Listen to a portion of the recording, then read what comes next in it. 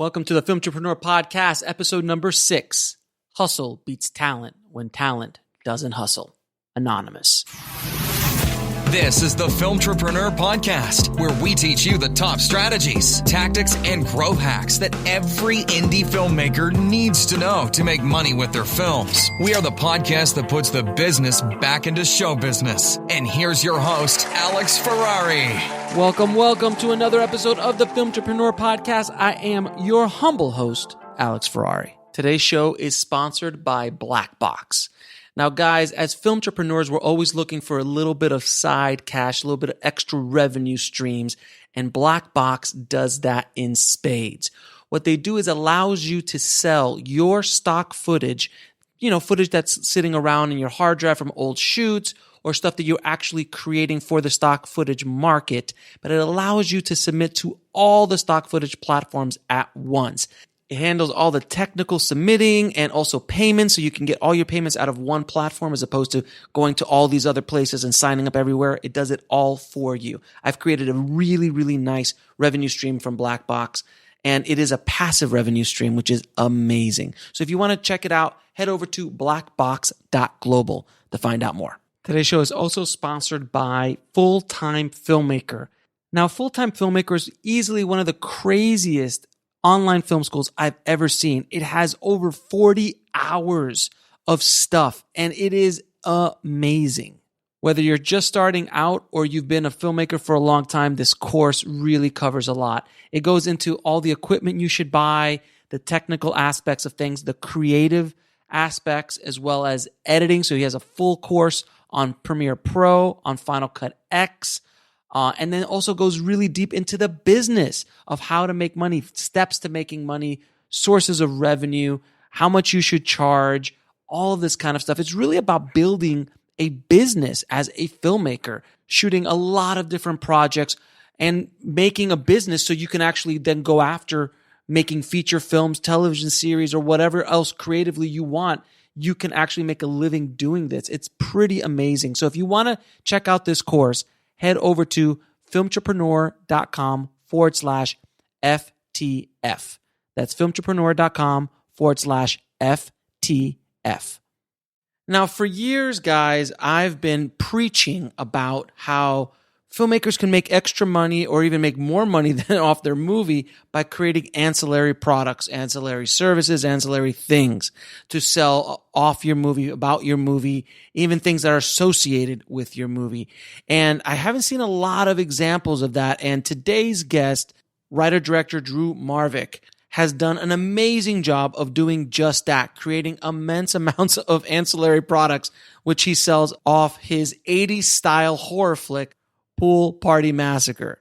And when Drew reached out to me to be on the show, I did some research on what his film was and what he was doing, and I was super impressed because he was even to make, not only lunch boxes and t-shirts and hats, but also created hats about just the genre that he was selling and was able to make money off of that. But more impressively, he actually made VHS clam case copies of his film to sell to the public. And he knew his audience very well because horror fans, especially 80s horror fans, love those VHS copies of their movies. It's something that's so unique and something that's not happening very much anymore because there aren't, if any, guys making VHS copies of movies out there for retail. And he also made a bunch of other products that really just target his audience. And he knew his audience very well because he was part of his own audience. He knew that community very well. And he's gone to tour with his film to different conventions, horror conventions, and he just sells out constantly. And it was a great inspirational story. And I wanted to get not only the broad strokes, but I wanted to get in there in detail and find out how much he's really making, how much money he's generating, what he's doing, how he's doing it, how he was able to make his movie, which also took him over a year. That's a whole other story we're going to get into. But it was a really great story about a filmmaker understanding their audience, building product for that audience and selling it to that audience. And it's been very, very successful so far. So without any further ado, please enjoy my eye-opening interview with Drew Marvick.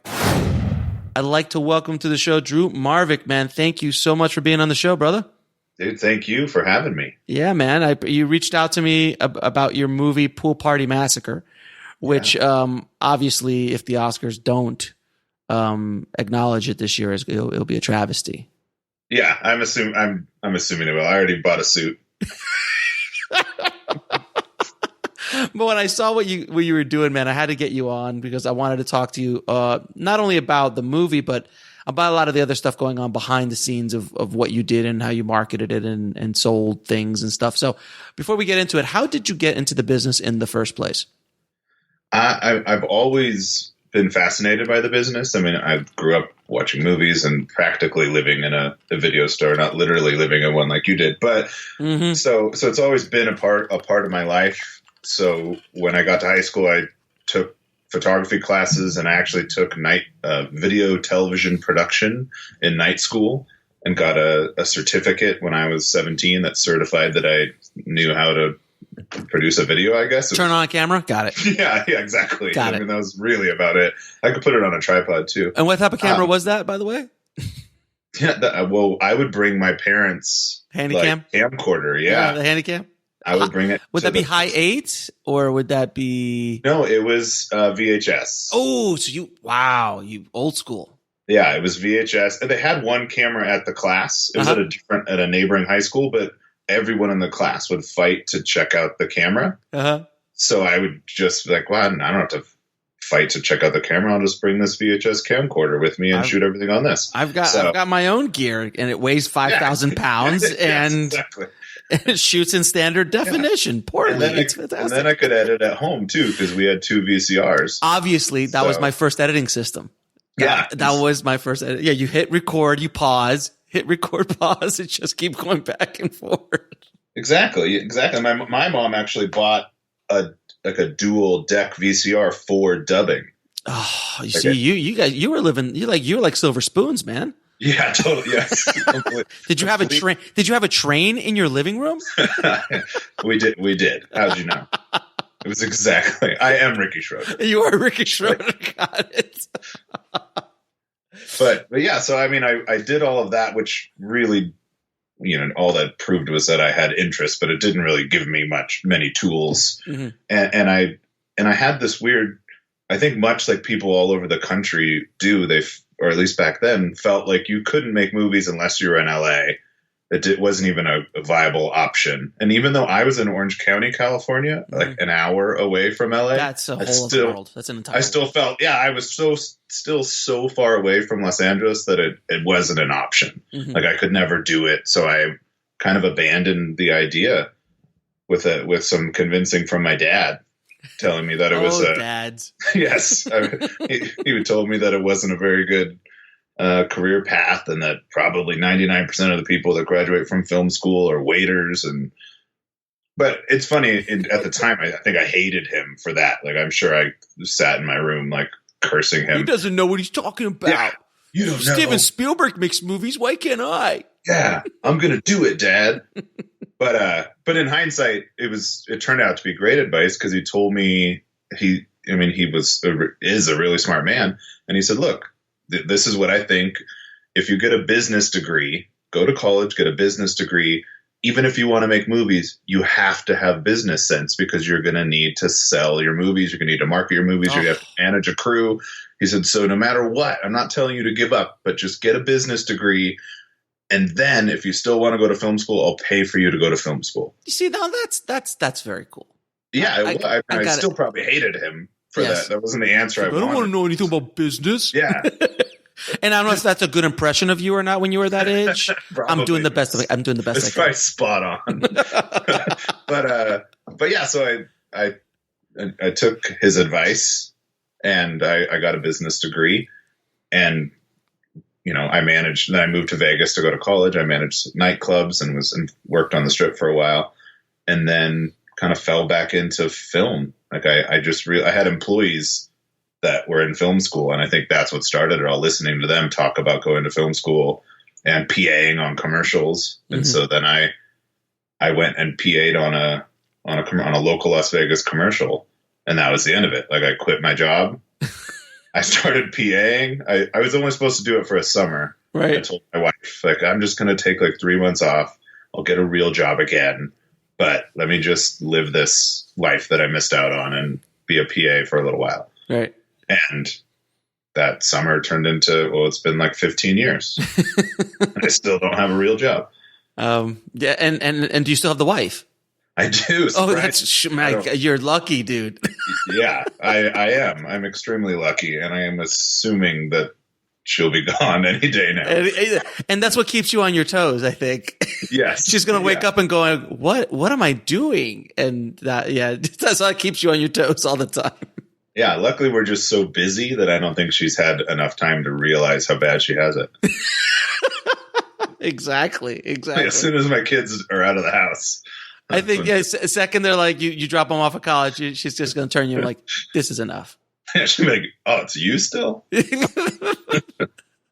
That's hilarious. All right. So, and you've been doing, and what have you been doing in the business? You've been, I'm assuming you haven't been PAing for 50 No. So I PA'd through that summer and then actually had the intention of getting a real job again because I actually made really good money managing nightclubs on the Strip. Mm-hmm. And I didn't make really good money PAing on local commercials. Shocker. So I told the company, I was one production company that had kept me busy through the whole summer. And I told them, look, I love working with you guys. You guys are great, but I have to go back to the real world and get a real job. And they said, well, hey, what if we can offer you a salary? What if we can make you our first ever salaried employee? It was a small production company here in Vegas. Right. And so they did.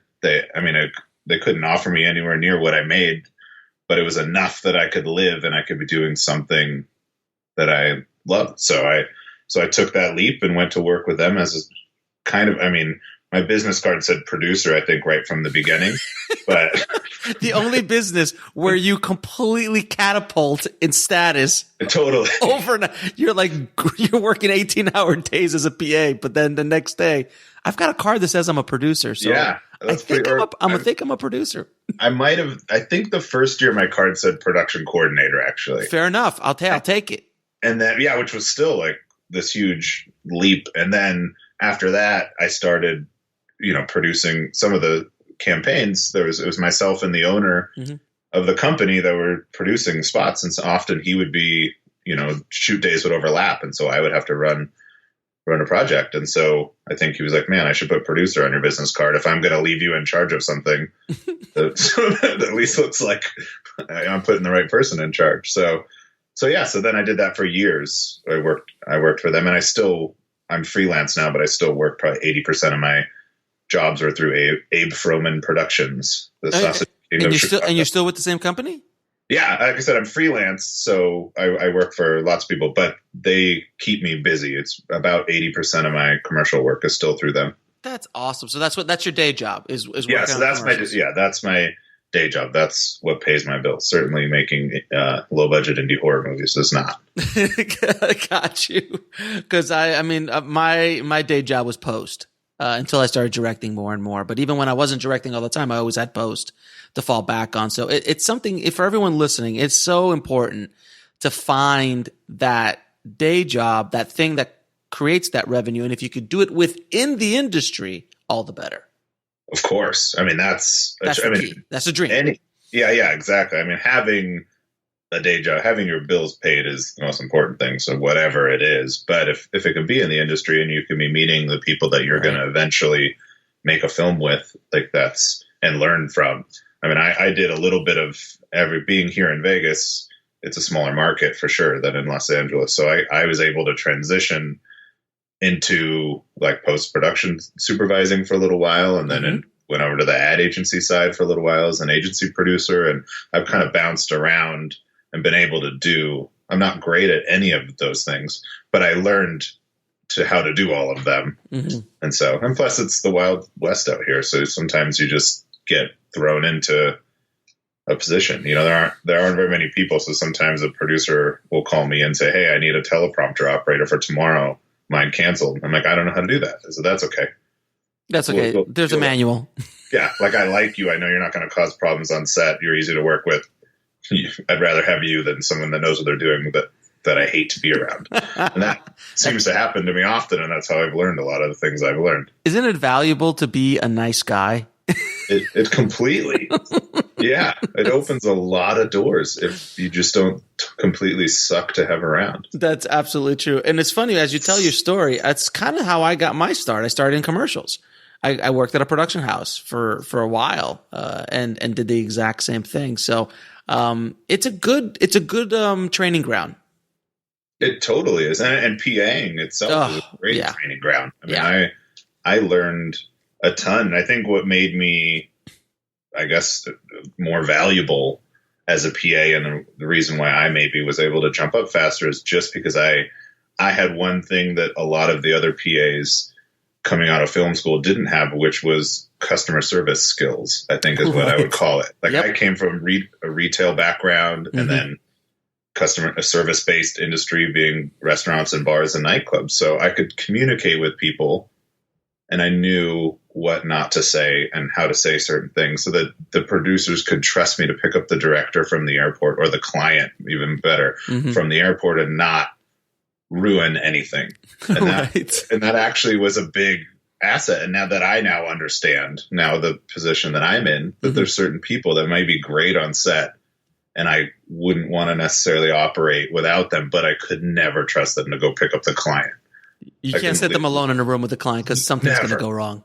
Yeah, exactly. And so I think that's one thing that helped propel me a lot also. So how did Pool Party Massacre come to life? Pool Party Massacre. Geez, that's a really good question. Why did I unleash this movie on the world? Yes. Well, like I said, I always wanted to make movies, and I'm a big horror fan. I mean, I live for horror and have for a long time. And so I was a horror nerd anyways, going to conventions and wearing horror movie shirts every day. So it just seemed like natural progression for me to make a horror movie if I'm going to make a movie. But the actual genesis of Pool Party was born from two things. It was one, being surrounded by all these really talented people on set that came from a film school background, who knew how to shoot and edit. They were a predator. They knew how to, as you say, they knew how to do everything. Sure. And here I am. I have a good head on my shoulders, and I can manage the budget and I can manage the crew, but I don't necessarily shoot or edit. I don't have gear. I can't light the scene. Right. And I had people that could do all of those things and owned the gear and wanted to make movies. That's all they wanted out of life, but were afraid to take the next step, or were already so jaded that they've given up. And I was always the person on set saying, no, let's make a movie this weekend. Who cares? Who cares if it sucks? Let's make a movie. And they would all laugh at me. And so it was half. I was already ready to make a movie just to spite all of my friends, my crew member friends. But then the real match that lit the fire was my friend Brian Mills, who is one of those people. He has his own production company, and he shoots and edits, does a lot of corporate stuff. Called me and said, "Hey, I just got a new camera. I'd love to shoot some test footage. I'm really excited about it. It was a Sony FS7. And he said, it shoots 4K. The images are beautiful. So I just want to let you know in case you need it, a camera package." And he said, and also, I mean, if you happen to know anyone that has a script, I would totally I want to shoot a feature on it. I would shoot a feature for free if somebody had a script that was ready to go now. Well, that's the magic word, isn't it? Of course. And so instantly I said, that's so funny. I have a script that's ready to go. What a shocker. Yeah. It's weird that you chose me to call, that it's sitting right in front of me. And which obviously I didn't have a script. I had never even written a feature script ever at that point. So you were completely BSing him. I love it. Complete. I'm like, I have Final Draft on my laptop. I think I could make a script. So yeah, completely BSing. And he got excited. He said, "Oh, what's it called?" And Pool Party Massacre just popped. You gotta be kidding me. It's just literally the day before there was a photo shoot in my backyard. A friend asked if he could use my pool for like a sexy photo shoot. And I jokingly said, "Man, it would be cool if we made a movie like we'd call Pool Party Massacre about the photo shoot that they were doing." Right. And I think it was just still in my head from that that day earlier in the week or the day before. So I just blurted out Pool Party Massacre. He said, that sounds like a great title. Send over the script. And I said, oh yeah, let me just, polish it up a little bit. Give me a week. Give me a week. Let me polish it up a bit. Yeah. I haven't read it in a while, and give me a week. And he knows all of this now. I admitted it to him later. Sure. But, so I locked myself in my office for a week and wrote the first draft of the script and sent it over. And he had a month until he was moving out of state. So he had not taken any jobs. Mm-hmm. And then that move got pushed back another month. So he's like, I have 30 days. I could probably, that's why he agreed to do this. He's like, look, I have no work. And so I pitched it as a project that we could start that day. I mean, we have 30 days to go from me handing you the script to, being done with production. So I was like, we're going to make it for $11. I don't know why I picked $11. No, did you make this movie for $11? No, thank God. I didn't. People might watch it and think that I did, but I didn't. But I mean, food alone. Of course. Well, but that was, I think it was just a gimmick. And sure. I was like, well, we'll make it for $11. I'll play 4 roles. My wife will play 4 roles. I'll get my kids to play roles. Let's just make a movie. I just want to make a movie. Sure. That was really all it was. And luckily he read the script and said, hey, let's maybe up the ante a little bit and, cast some actors. There's some merit to the script. Mm-hmm. So I did some rewrites and we ended up moving forward from there and decided to spend a little more than $11. I think. What was the final budget of the movie, if you don't mind asking? The shooting budget ended up being $6,000. All right. Okay. Yeah. And then all said and done, it was about 10 after post and the artwork and some other costs, an aggregator and things like that. Got it. And so all right, so you're starting to produce. How long did it take you to shoot the movie? 6 months. 6 months, but he had 30 days. Yeah. So then, then his house fell through, which bought us a little more time. He was moving to Orlando, and something happened with the house. It didn't pass an inspection, and suddenly he was going to be homeless for a couple months. And so that bought us a little extra time, but we never intended to shoot it over 6 months. That would be ridiculous to actually make a 6 month shooting schedule. So then, but how many actual days did you shoot? I think there's 21 days if you look at the hard drive. Sure. Look at the cards. I think it's 20. Some of them were probably 2-hour days, but okay. I think it boiled down to 21 total shooting days over the 6 month period. But it was mostly because we were working around people's schedule. I still couldn't, even with $6,000, I couldn't afford to pay all the actors. I could give them I could, of course, give them food and the usual IMDb credit and all those things. Right. But I also, because I have acted in plenty of things with those same parameters, one thing that most people don't extend, to me at least in the past, was that I wanted to be as easy to work with as possible.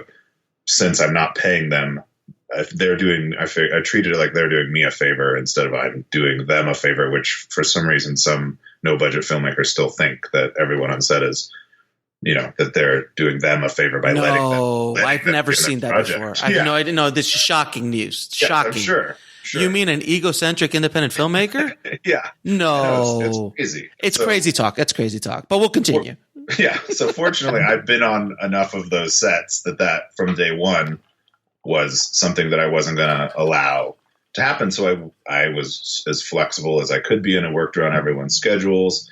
And as working actors, they fluctuated a lot. And of course, when they called and said, "Hey, I have a paying gig all of a sudden this weekend, can we reschedule?" I would always say yes. Yeah, of course, you got to pay the bills. I get it.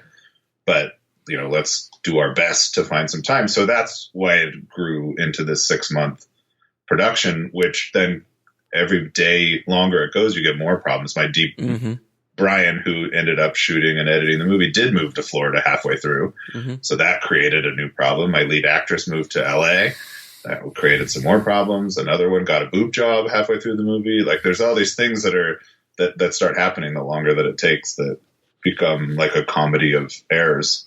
Right. Hair starts growing and changing.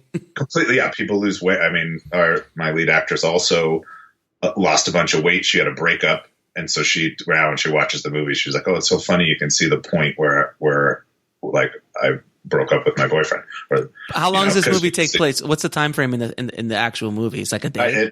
No, and comically, it takes place in real time. It's even less than a day. So it's an hour and a half or something. Yeah, so it's like it takes place in 80 minutes, and people are losing weight. There's flowers blooming behind like conversations. I mean, that is absolutely weather's changing. Oh, completely. We started shooting on Black Friday, the day after Thanksgiving, right? And shot until June. So here in Vegas, we went through freezing, like sub-freezing temperatures up to over 100 degrees by June. So, I mean, dramatic changes. And some of those, because of how people's schedules work, we were shooting, conversations, dialogue scenes 4 months apart. Oh, jeez. That's brilliant. But luckily, if I was making a serious movie, this could have been extremely detrimental. But luckily, I was making this no-budget love letter to 80s slasher film, so I could embrace, in a way, some continuity errors, and I wanted to even include some, and just make it this what I kept saying that this is, if I could take my 15-year-old self and bring him to the present time and tell him he could make a movie, this is the movie that he would make based on what he was into, what I was into when I was 15. That's pretty cool. So that was kind of what I was going for. So I was embracing some of the the continuity errors and the mistakes. And there's plenty of mistakes and errors that aren't supposed to be there too. But I was able to embrace it. Whereas if I was making a very serious drama, having like trees change during a conversation would probably ruin someone's life. Right. But not mine. It didn't matter to me. I thought it was funny, and I just I'm still dying for people to send me messages about continuity errors. I love it. So because you said something, we were talking about egocentric directors, and can I tell you a story real quick? Sure, please. This is one of my favorite stories I've ever of an absolutely madman director. We had just finished shooting a short film, and in that short film, my partner and I had purchased a whole bunch of airsoft guns. So the airsoft guns that actually look like real guns, but they're great prop guns. Yeah. And they're cheap, and they can have, blowback because you have air canisters and everything. So this production heard about it, and they're like, "Hey, can we rent the guns from you?" Like, sure. So we showed up one night where they were shooting some action sequence inside of a bar. And this was like low budget, I don't know, 20, 30 grand, for a full feature. This is back in Florida. And then we get into this RV, and they're like, "Yeah, just go to his trailer. The director will be with you in a minute to check the guns out." And I'm like, "Okay." we're already starting off in an interesting situation. I swear to God, dude, this guy must have been 10 years old. Walks in, I'm not kidding you, walks in with a director's finder around his neck. Nice. I mean, the only thing he was missing was a fucking monocle. Yeah, it was in his pocket. I swear. So I never will ever forget this. He takes a shotgun that we brought him, right? This fake shotgun, pulls it up to his eye, and busts open the director's finder and looks down the barrel of the gun in this kind of pompous, arrogant way. Goes, this will do. And I'm like, oh my God, this guy is gone. And the movie, I don't even know whatever happened to the movie. We rented it. I mean, we rented the gear to him. I don't care. But I just never forgot that guy. I wonder whatever happened to him. Yeah, I want to know too. Yeah, when you find out, will you let me know? I mean, seriously, I didn't mean to stop the interviews flat like that, but I just had to put that out there into the universe. I needed that story to go out there. So whoever's listening and has a director's finder, which by the way, wasn't a proper director's finder. It was like a 16 millimeter director's finder you would get in film school back in the 70s. So it had no relevance to any lenses you might be using on that set. It was just to show that I have one of those. I bought one because I think I bought one subconsciously because of this guy to put on my shelf. Yes. Anyway, back to the interview. That was just a quick interlude. So you had the budget. It was about 10 grand. How did you handle post? Did you edit edit yourself? What did you cut on? So Brian, who shot the movie, did the post as well. Okay. And of course, originally we lived in Las Vegas together and worked together, and we would have sat together throughout it. But unfortunately, he moved to Orlando before we could finish the movie. So he cut it in Orlando. And then I would just Skype in and phone in, and we just had to have our post sessions that way. Yeah, exactly. Which was great. I mean, he knew we were friends in real life and had known each other for a while. So he knew what I was getting at. We're somewhat like-minded. So he knew what I was trying to do, and then we could work off notes and everything. It actually worked out really well. I don't think in any other circumstance with two other people that it would necessarily work as well as it did, but it happened to. We worked really well together. So I mean, there are plenty of times where I had to get him to trust me. I'm like, Brian, no, this is real. I really want it to do that. And he's like, no, that doesn't make sense. That's stupid. I'm like, no, I know it's stupid. I'm not trying to tell you that it's not stupid. I'm just trying to tell you it's what I want. Now, when you finished the film, did you have a marketing strategy? Did you have one going before? Because you do have a business degree, so there's a lot of pressure on you. I do. So you'd think that I would know what I was doing. But for some reason, I took the opposite approach and had no strategy at all. I mean, and I was aware of good strategies, and I have done research, and I knew what I was supposed to do. And I think that's why I didn't do it, because I knew is what I was supposed to do. So really my only plan going into it from day one was that I was going to reject all distribution offers, assuming that there was even one. I was about to say, you were very self-distribute. Okay. That was and I live in this world of low budget indie horror. So I did actually know that there were people that no matter what I made, I could hand the movie to and they would distribute. Right. I mean, I was aware of people like Lloyd. Oh, you could call Lloyd right now. I could hand the movie to him and say, "This is yours for free," and no matter what it is, and he would probably release it in some fashion. Absolutely. And so I knew. And then there's plenty of companies, sub Trauma, that would do the same. So is there such a thing as sub Trauma? Oh God, yes. You just wait. Just one day you're going to go down a wormhole.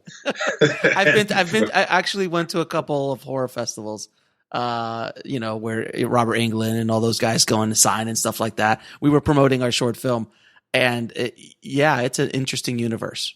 It is, and that's where I live. I live in that universe, and I am running for mayor. Yes. So those are my ambitions. If you want to put that into perspective, fair enough. That's where I'm at. But so going into the movie, the only thing I knew is that I wanted to self-distribute, not because I thought it was a good business plan or a smart idea, but because I wanted to learn as much as I could about the process of taking a film from, shooting to delivering and to market. Even if it's on the small scale of this micro budget, I wanted to know everything about it. And I figured the only way I could learn is if I did it myself, even if it's through failure. I'm gonna learn the most that way. So and it was like treating it like my film school in a way too. And a $6,000 lesson, as far as film goes, is pretty cheap. I'm getting off even if I fail.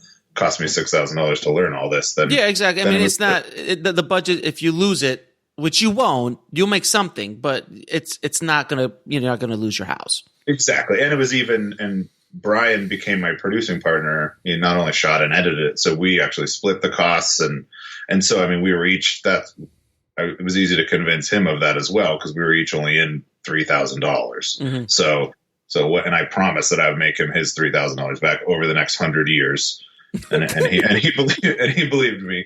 So that was the only thing I knew, is that I wanted to self-distribute, and I did. And I was lucky enough that because of the artwork.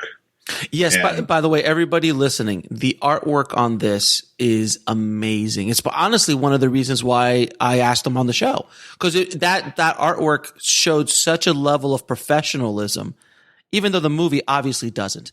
But not an ounce.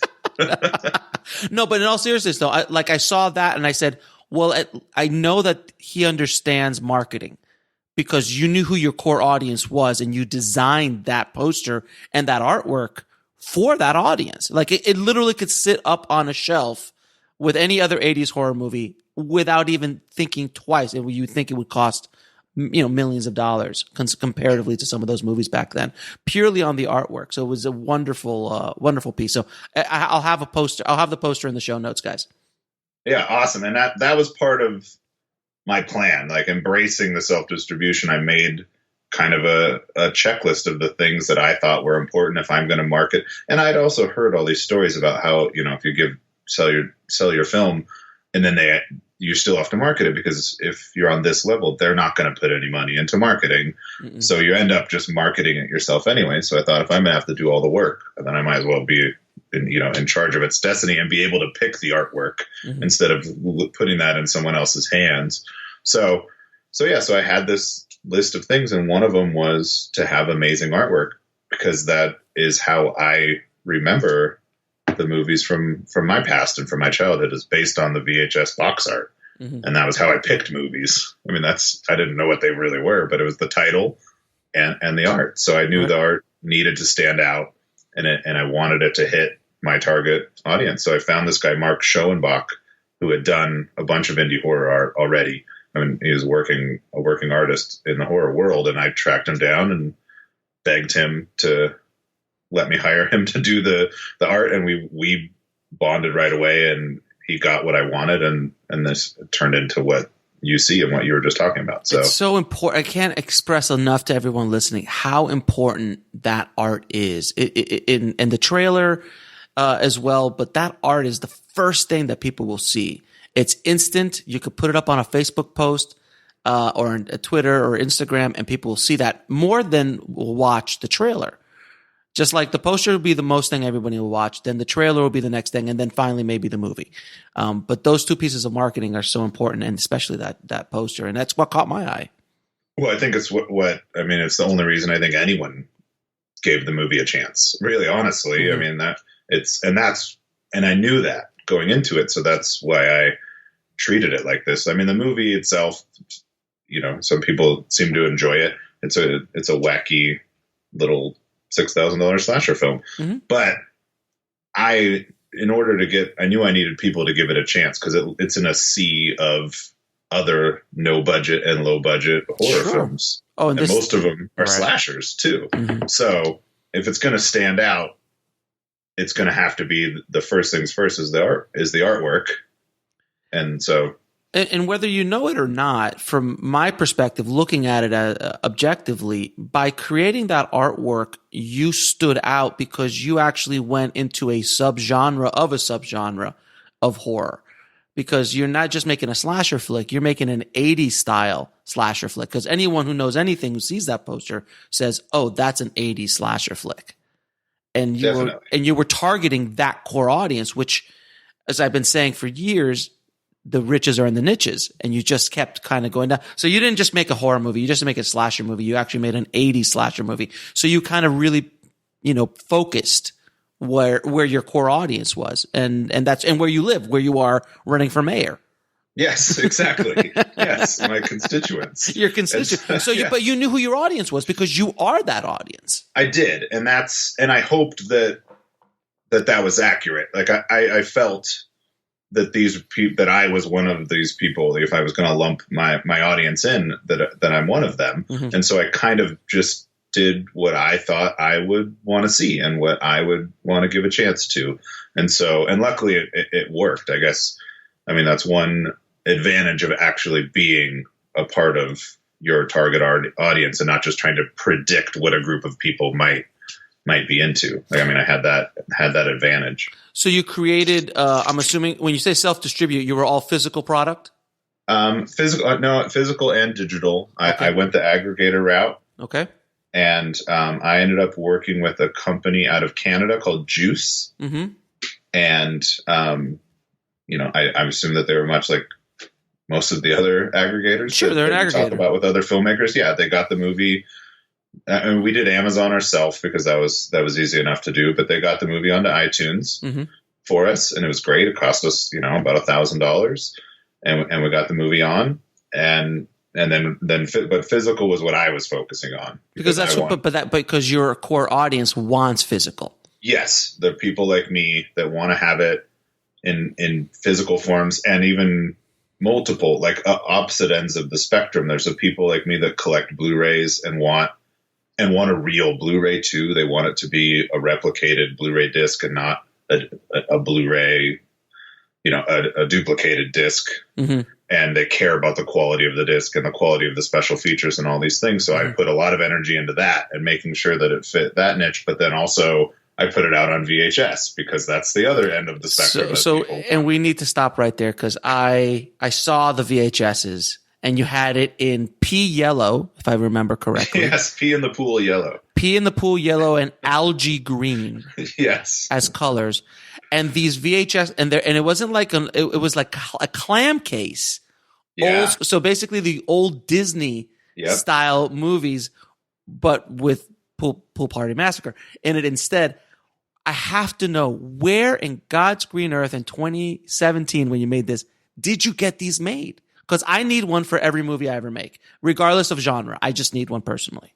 Yeah, no, and I agree that you do, for sure. You need a VHS for every movie that you make. Yes. And I was lucky enough that I had bought, there are people out there that are still making VHS. I mean, in their homes or in their small studios, but they take the time to put films on and make custom labels and custom inserts for the boxes, or even people that are making custom cardboard slipcases and everything. Insane. And so I had met several of those people at conventions and even bought VHS from them. A lot of them just make boxes for movies that have recently come out, mm-hmm. that they don't have the rights to or anything, but they're making them as art for themselves. Yeah, for themselves, and probably some of them sell them, but they sell them at conventions and stuff like that. It's art. And so as art, a lot of them don't even have the movie in it. It's just the clamshell. And some of them I'm sure have the movie as well. But that's how I had found out about a lot of these people. Sure. And just reached out to a couple of them. Mm-hmm. And luckily one of the first ones to get back to me is this company, Magnetic Magic Rentals is what they're called. And they were great. And from day one, they said, yeah, we would love, How much did it cost, dude? I have to know these things. So I just pay per tape. Uh-huh. And with the clamshell and the art and everything, it ends up being around $6. No, but wait a minute. Hold on a second. It's $6 if you buy one or if you buy 1,000? Oh, no. If I'm buying them in bulk. In bulk. Oh, okay. So how much? All right. So how much is how many? Yeah, because I remember I saw those pictures. They were huge. A lot of them you had. Yeah. Well, originally I did, I want to say a run of 30 on black VHS, mm-hmm. because that's what was readily available. And I thought I need it on VHS, and I know there's at least 3 or 4 other people out there that are going to really want it on VHS. Mm-hmm. So I'll get some. It'll be great, and I'll have them for years, and I'll be able to take them with me to conventions. And they ended up selling out in a day, I think, online. When I released them online, they sold out the first day. But this is before the movie had any traction or anything. Purely from VHS enthusiasts. Yeah, exactly. And based on the art. That art looks so good in a clamshell that there are people. I mean, I think there were people that were buying it that thought it was an old movie, that genuinely thought it was a movie from the 80s. And they had never heard of before. Sure. Or there's people that got it and then went, oh my God, there's actually a movie in here. I thought it was just art. So I'm sure probably it was all of those things. So then I had to make more, but I had made the mistake of saying that it was a limited edition of 30. So then I needed to find and you can't go back on that. No, I would never do that. So I had to find another color of VHS cassette and track those down and get them to the guy that was duplicating the tapes for me. And then suddenly we had a second color. And I think the second one was red. And so now we've gone through 9 waves of different colors, because every time I do one, I assume no one's going to buy them. I'm like, okay, now everyone that would want it has one. So, but then they sell out again, almost like in a day. And then so we're now on to the algae green, which has been our largest edition so far. I made 79 of them, one for every minute of the movie. And so how many of these have you made, dude? How many of the VHS have I made? Yeah, total VHSs. I haven't totaled it, but I mean, it's definitely in the hundreds. And you've sold all of it. And what do you sell them for? I sell them for $20, same as the Blu-ray. That's insane. And it's a little bit more expensive to make the VHS than the Blu-rays, right? Yes. Oh, yeah, definitely. Yeah, it costs a little bit more to make. And there's a little bit of time and effort that goes into them, too, on my end. Like, I actually go to thrift stores and buy old Disney movies on the clamshells and look for good clamshells that don't have cracks in them, but have a little bit of wear and then I have to bring them home. I have to scrape, the gum off them from the Goodwill sticker and prep them and get them ready. And so I have if I kept them. So you don't have the cases. You actually go out and find the cases for them? Yeah. I don't think that anyone makes cases like that anymore. Holy cow! Yeah, so I go, and so does Magnetic Magic, the guy that runs that. He sends them with cases too, and he does the same thing on his end. But sometimes they get damaged, or maybe some of the cases that he sends, his standards are a little different because we want them to have wear, but I don't want them to have holes in them or anything. Sure. So I go out and I do the same thing whenever, once a month at least. I go to a Goodwill and buy every Disney movie they have that's in an even decent clamshell at 99 cents each, and then take them home and go through them and clean them up a little. I throw Air Bud in the trash because it seems like most of them are Air Bud for some reason. And then yeah, you're not getting the classics. You're getting Air Bud. No, and unfortunately, and the classics are the ones that are usually damaged anyways. But the Air Buds are pristine. I mean, they're still intact. So then I transfer them over and I put my insert in them and I put the cassette in and I lovingly put a sticker inside each one and write a little handwritten note and pack them up. So this works because it's a cottage industry, if you will.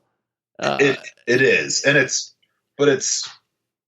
a big industry right now. No, it's a huge industry. No, but when I say, but for you specifically, it's like a mom and pop operation because if all of a sudden you had 2,000, I need to buy 2,000 clam cases. You'd be like, I can't. Yeah, I would have to have a team of people to go to every Goodwill store and from between Las Vegas and LA. Yeah, exactly. So no, and even finding the VHS now has gotten really hard. Like I have people reach out to me regularly because they see me releasing the colored editions and they want to do that with their films. Sure. And they want to know how did you find these yellow tapes? Or now it's orange. I've had multiple people because I did an edition on orange cassettes with Halloween coming up. A bunch of people want to find orange cassettes. And I said, look, I was lucky enough about a year ago. I found a place out of LA, like in the Valley that had some. And they had about 50 of every color that they'd ever stocked. And I just bought all of them because I knew that I might not find them ever again. So now I'm dwindling down. But I originally just bought their entire stock it was like 380 blank VHS tapes in various colors. That's amazing. But there are obviously there's still duplication houses. There's people that still can duplicate VHSs and stuff like that. And you're just finding the colors. I mean, you can tell there's a lot of love here. There is. And it may be that, I mean, I hope that translates too. I mean, cause that's a big deal for me. I mean, self-distributing, some people don't realize it, but it's really me. Like I'm the one, if anyone goes to poolpartymassacre.com and buys anything, I'm the one, it's either me or my 11-year-old son. That are going to pack that order. And like I said, I handwrite a little note on every sticker and every single order, and I seal it up and I drive it to the post office. Like it's really me. I mean, I love the illusion that it's not sometimes. Like people like to think, like I like to create that. Like I treat the movie like it's Star Wars. I say that when I'm at, which I've heard you say, which was funny because that's what I was always said in the beginning. I'm like, look, this is my Star Wars. It's not as good as Star Wars. It's nothing like Star Wars, but for me, this is my Star Wars. So I'm going to treat it like that. And I'm going to, do the best, present it in the best light that I can, which is why I have all the different merchandise. And I go to a convention and I have this giant, beautifully printed, sublimated banner and movie props. And I bring my own tablecloth and because I remembered going to conventions and seeing the indie filmmaker who didn't even bring a tablecloth and would have a stack of 10 DVDs and himself sitting in a chair, hoping that you would walk over and buy their movie. And I thought, man, this guy knows nothing about marketing. So then you are going to festivals and conventions and stuff like that and selling, just literally hustling it. Definitely, yes, completely. I mean, I did a proper festival run when the movie was done. Mm-hmm. And that was great, and that's got us some exposure. And, I got to meet a lot of people, and I recommend that to everyone if they can, to do a festival run and to go to every festival that you can, because that was great. But then, I continue because it's horror, and it's, luckily enough, it's this genre where people are obsessed with, and we have functions and we have conventions, unlike romantic comedy. They don't have romantic comedy conventions. But in horror, we have no shortage of conventions and events around the world. So I go to as many as I can, and I set up a Pool Party Massacre booth, and I bring Blu-rays, DVDs, VHSs, shirts, hats, stickers, beer koozies, action figures. I mean, I have a ridiculous amount of merchandise. So you got all this merchandise made from, I'm assuming, multiple different places. Yes. And, and you sell it. And so I'm assuming you've made probably more money from selling ancillary products than you did from selling the movie, or is it even? No, I think at this point it would probably be more. In the beginning, it was the movie for sure, and now I think it's the ancillary products have caught up and even passed the movie, because it's, once somebody buys the movie, if they are a fan of it, they're not going to buy a second copy of the Blu-ray. Right, but they will buy a poster. But they will buy a poster, and then when I release a shirt, they'll get a shirt, and if they like, and then I just release lunch boxes for back to school. Obviously. So yeah, of course. Obviously, because that's the lunchbox I'm sending with my daughters to first grade. Yeah, I assume that's why there's 3 in the mail to you right now. But yeah, so and a lot of it is like tongue in cheek in a sense. Like I get that it's ridiculous. Like I know that the movie doesn't deserve to have any of this, and that's why I do it, because I wish the movies that I loved that fit into this world had all of these things. So that's when I say it's like my Star Wars. I'm like, I'm going to give it all of the, if I could afford to, I would make, bed sheets and pillowcases, and I would do everything, because I think it's hilarious. And if people want it, that's great. Yeah. I mean, you're talking to a guy who published an art book of his first short film. Nice. Yes. So you get it. This is honestly, like, what you've done with your film is what I've always wanted to do with my films. I always wanted to, like, create multiple product lines. I wanted a Star Wars. I wanted a little Star Wars, basically. Yeah. We all do. Anyone who's ever seen, like, I want a lunchbox. I want action figures. I want to go to comic conventions and have my stuff up there with all the other guys' stuff. It was always a dream of mine. But the movies that I made just didn't call for it. They were just too generic as far as action or something like that, and it didn't have the following. But you tapped into an exact genre that the audience wants this stuff and buys this stuff on a regular. That's what they want. So it's fascinating to see you do it and continue to make money on this probably from years to come. I mean, I would hope so. I don't know. And certainly there isn't a ton of money rolling in. And part of it is because I am a part of the world. I am a horror fan that I don't end up pricing things properly. Like I get crap from the guy that makes my action figures for me, because they're all handmade, hand painted, hand cast. And in this, there's this whole world of custom action figures, and a lot of them sell for $60, $75 a piece. And my cost on them is close to $30 a piece, and then I was selling them for $30, just because I didn't think anyone would want them. So what business school did you go to? I know, I don't even want to tell you what college I went to, because I get shut down. Right. But part of it was because I didn't think anyone would want it. I thought, look, I made this like crappy little low budget slash film. Who's going to want to buy an action figure from it? And part of it, the other side was just that I should be thanking people for even wanting this. So I'm aware that it's ridiculous and that I should be charging it for more. charging more. Like, I'm famous for, like, I hate to say this because now people are going to want me to do it every time they come, but I give, when people don't want the movie at conventions, I make them take one. Mm-hmm. Like, they'll walk up and I'll be like, oh, do you like low budget slashers? Like, no, that's not my thing. I'm like, oh, let's see if I can change your mind. Have a Blu-ray. And then if they still don't look at it, I'm like, well, here, take a hat too, just in case you like it. If you don't like it, then throw it away. So we need to have a talk off air, sir. This is no way to make a living as a film. No, I'm joking. Yeah, but it's work. But I also joke that I'm not even really trying to make. I'm just trying to have fun. I just want to make movies.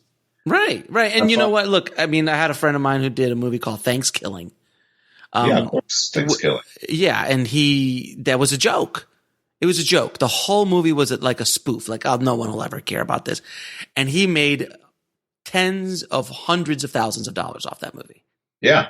And then made the sequel, Thanksgiving 3, in search of Thanksgiving 2. Yes. And it was fascinating how he did it, because he literally told me, he goes, I don't want to be the Thanksgiving guy. Like, I don't want that on my gravestone. But then afterwards, he actually called me. He's like, I don't know what I'm going to do next. I'm like, dude, do a sequel to Thanksgiving. What's wrong with you? You're leaving money on the table. Just go and have some fun and make the movie. And he did. And I think, you know what? It's the definition of success is so different for everybody, man. You know, some people want to make just millions and millions of dollars, and other people just want to have a good time, make some money, make some movies, and move forward, you know, and do what they love doing. And you are definitely a testament to the love of what you're doing. You know, you're doing this absolutely for the love. You are a businessman for the most part. Yeah. Sort of. And you're selling products and you're doing your stuff and you're connecting with your audience. And my next question then is, when's the sequel to Pool Party Massacre?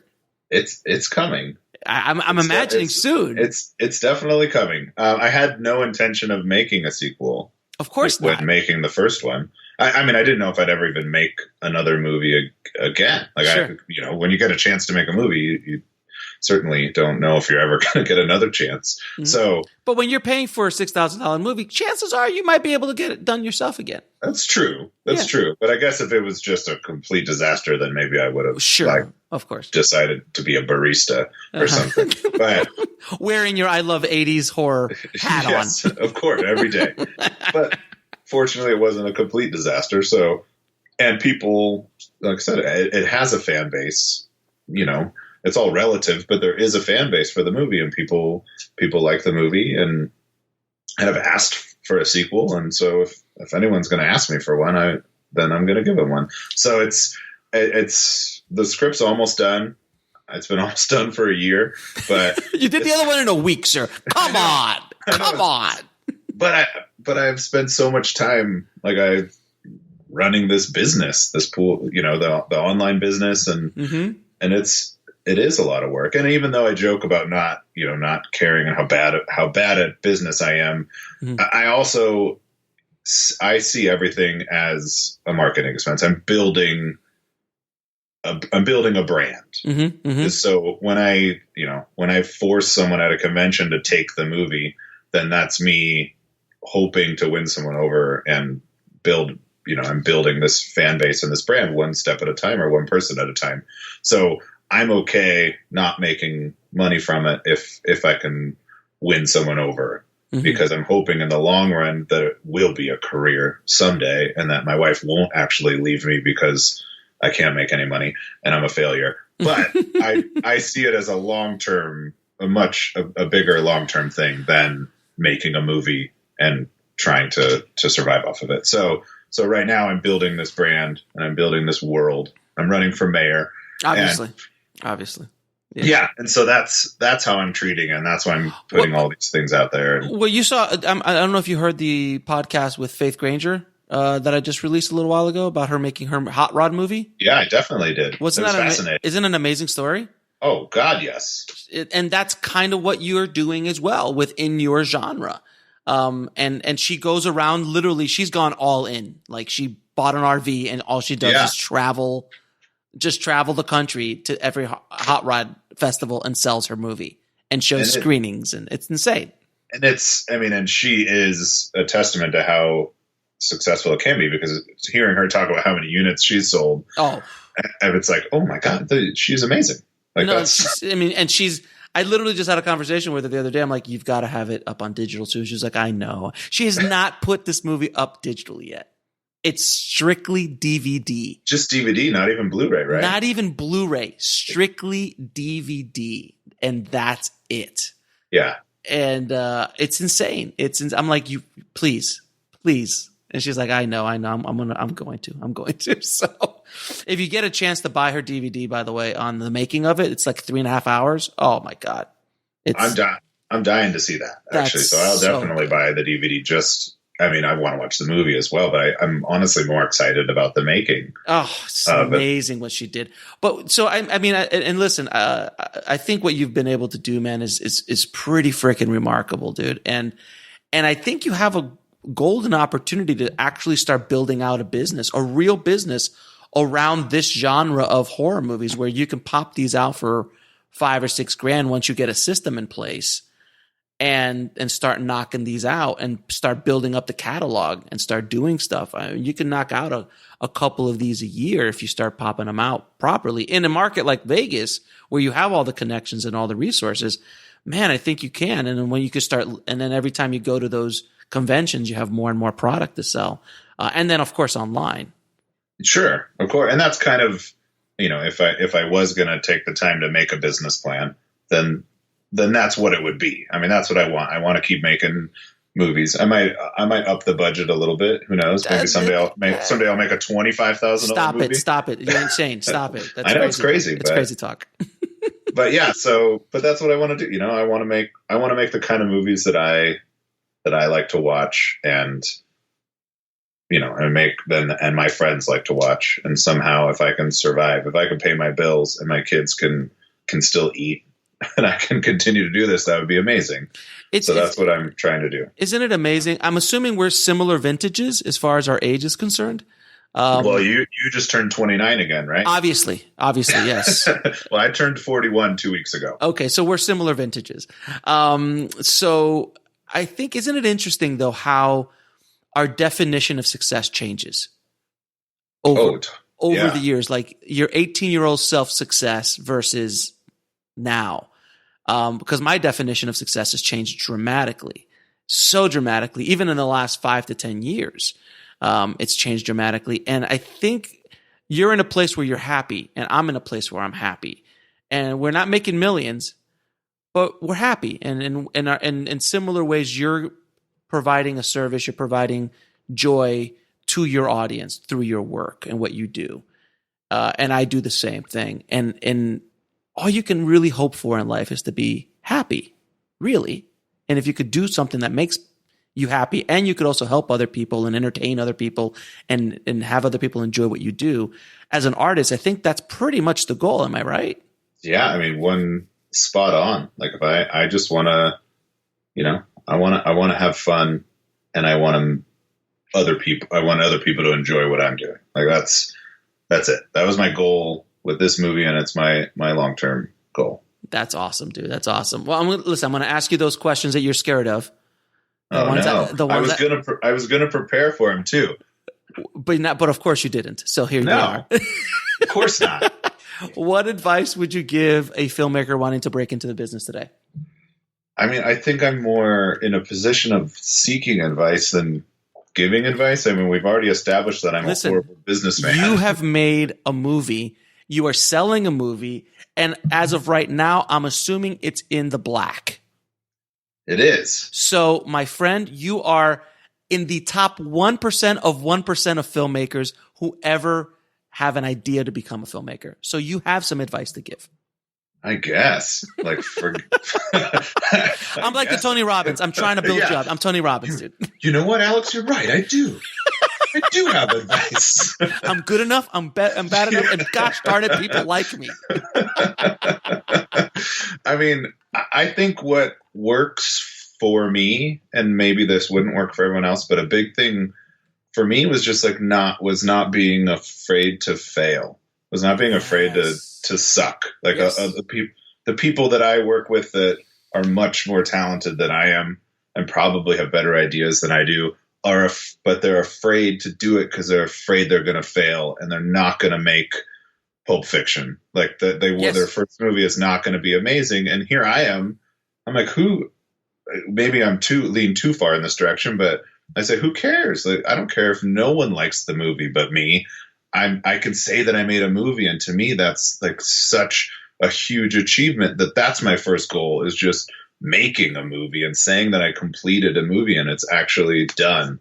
Like that's my goal. So, and if it sucks, it sucks. I'll embrace it. Like I'm good at sucking. Like I suck at a lot of things. So that's okay. If I can make a movie that doesn't suck, that's even better. But I'm not afraid if somebody doesn't like it. I'm not afraid of a bad review. I love bad reviews. I try to communicate with the people. I even actually I was upset that I hadn't had a really bad review right when the movie came out, probably because not enough people had seen the movie yet. But I started looking for people that gave scathing reviews to similar movies to Pool Party Massacre, and I reached out to them and asked if I could send them a screener copy, and did, and then got some bad reviews, and I felt it made me happy. So whatever, because like I could check that off. Like, okay, I just read a review that said that I should never make another movie again, and I should be killed. And that's brilliant. That's rad. I could check that off my box because we all need that. But if I can get it out of the way now, early, like that's even better. So yeah, I actually saw that. I'm like, this guy's gonna hate this movie. I have to get him a copy, and I did, and I got that out of the way. So I think that's a big thing, is not being afraid to do that. That's an amazing advice, because that's exactly what I did with my first movie. I just finally gave up wanting to make Pulp Fiction. I just like, you know what? I'm just gonna go make a movie, and it opened up every single door that's open to me right now because of that. So great advice. Can you tell me what book had the biggest impact on your life or career? Man, every time you ask this question, I'm like, geez, people read a lot of books. I mean, there's been books that I've loved over the years, and I have read a book, lots of them. And I think, I don't know, like Rebel Without a Cruise definitely had an impact, and a lot of people have used it. And there's books like If Chins Could Kill, Bruce Campbell's autobiography. That the whole section on how they made Evil Dead was an inspiration and was a big thing for me. But I think if I had to pick one movie that summed up me better, you mean a book? Book. Yes. Yeah. Well, I think this one is also a movie. It would be Make Your Own Damn Movie, Lloyd Kaufman's book. Yes, Lloyd Kaufman. He's turned it into a movie and a radio play and whatever else he could turn it into, probably. Musical. Yeah, exactly. And it always turned into a whole shit. There's also like produce your own damn movie, direct your own damn movie, cater your own damn movie. Like, I think he's got them all. But the Make Your Own Damn Movie, the first one, it was a big inspiration to me, as was Lloyd and everything that Troma does. And you want to talk about someone who doesn't care what other people think. Yes. Yeah. Good point. I mean, Lloyd's amazing. And when I had Lloyd on the show, I mean, I was so taken back at how eloquent, how educated, how well read that man is. He is an enigma wrapped in a riddle. Yes. Oh, completely. And I've had the pleasure of meeting him several times and working with him. And I've been in a Troma movie. And so he's a wonderful human being. He really is. He's an amazing person. And I'm sure he's not the person that my parents would want me to call a role model, but fair enough. He is definitely a role model of mine. So his book, I'm going to pick his book. Yeah, it's a great book. It's an excellent book. And if anyone who's listening, that is a great inspirational book to read as well. Now, what is the lesson that took you the longest to learn, whether in the film industry or in life? Now, this one I did actually think about. Okay.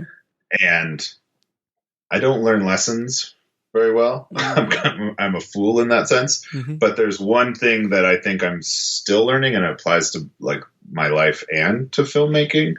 And it's kind of just to let other people help, to accept help from other people. It's something that I am not very good at, and not because I think that I could do it better. And it's not the, if you want something done right, do it yourself mentality. It's kind of the opposite. It's Like I don't want to burden people with my wacky ideas. And so even if that's their job, even if I'm on set and they're paid to be the set designer, I still am like, well, I think this idea could work, but I don't want to bother him. He looks busy. I'll just try it myself tonight in the middle of the night instead of sleeping and see if it works. Like those kinds of things. So I end up doing everything myself. And it's something that you do out of necessity as an indie filmmaker, of course. But when you do it not out of necessity, it's just silly because you're already doing so much that if you have someone there that is willing to set up the craft service table, why not let them set up the craft service table? But I will still be that person over there setting it up. Got it. When everything else is supposed to be, when I'm supposed to be doing 23 other things. So I think a big thing for me is, just letting people help me. And someday I'll get it. I'm still learning it right now. Now, what are 3 of your favorite films of all time? I'm going to pick, because there's a poster right in front of my face, Return of the Living Dead. Okay. Which is definitely one of my favorite movies ever made. And I found it when I was in high school, and it had punk rock and it had zombies. It just had everything that I wanted. And it's just a cool classic 80s horror movie. I'm going to also pick The Greasy Strangler. First time ever on the show. So that's good. That's what I was like, you know what? I'm going to try not to pick Jaws. And for some reason I picked The Greasy Strangler because I've, in the short time that it's been out, I've watched it probably 10 to 15 times since it's been out. And I just am fascinated. I don't know if you've seen it yet. No, I have not. It sounds, just the title alone. You need to see The Greasy Strangler. Okay. Yeah, even just watch the trailer. It's a newer movie, and it's just completely bonkers. Yeah, I don't even know how to describe it, but it's not what you're thinking right now. Whatever you're thinking, it's not that. It's a million times better. So, The Greasy Strangler and The Princess Bride. Oh, The Princess Bride. Yes. I love The Princess Bride. It's an excellent, excellent film. I don't know if The Greasy Strangler and Princess Bride have ever been brought up in the same conversation. Yeah, in the same sentence, let alone the same list of best of. I feel like Rob Reiner might be mad if he knew that. But still, The Princess Bride is it's a movie that's not, it's not even horror, but it's one of my favorite movies ever made. And it's so quotable. Yeah, oh God, it's amazing. Whoever who's listening who's not seen Princess Bride, you need to stop the recording and go watch The Princess Bride. It's an amazing, amazing film. Now, where can people find you online? I myself on any social media under Drew Marvick. I'm on Instagram and Facebook and Twitter, and that's the only ones I know about. I'm sure there's other ones I'm not on. But so you can find me through social media. I try to be entertaining and not political or serious in any way. So feel free to come follow my wacky adventures. And then also Pool Party Massacre. There's social media for Pool Party Massacre everywhere too. And poolpartymassacre.com as a hub where you can find all of our merchandise and see what silly product I'm going to unveil next with our art on it.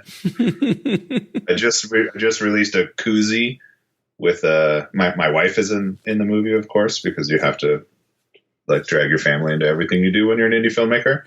And spoiler alert, she gets killed with a hammer. And so I just put the image of her getting killed with a hammer on a koozie that says, "Let's get hammered." And it's just brilliant.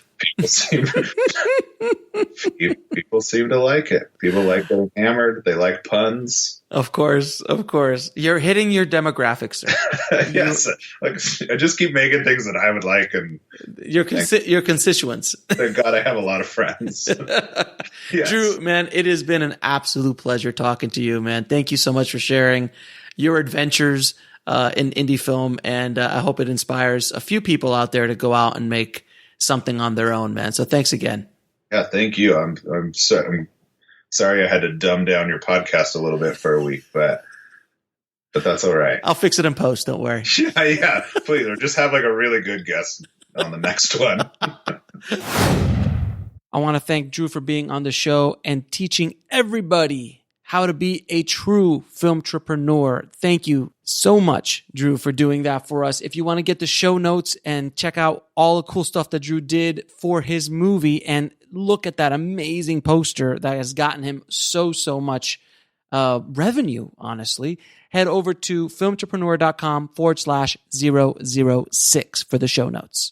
And if you haven't already, please head over to filmbizpodcast.com, subscribe to the show, leave us a 5-star review. It really helps us out a lot, and I really want the show to get out to as many people as possible. So those little ratings and little subscriptions really add up and help. So thank you again so much. And again, I want to thank everybody for such an amazing response to Filmtrepreneur. I mean, I thought people would like it, but people really love the show, love the website, love everything that I put together. So I'm so humbled by that. Thank you again so much. And also, by the way, if you don't know, there is a book that goes along with Filmtrepreneur, which is Rise of the Filmtrepreneur.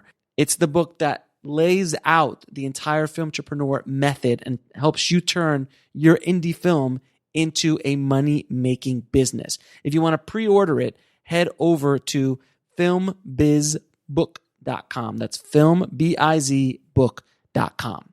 And that's the end of another episode of the Filmtrepreneur podcast. As always, the power is in your hands. Be a filmtrepreneur. I'll talk to you soon. Thanks for listening to the Filmtrepreneur podcast at filmtrepreneur.com.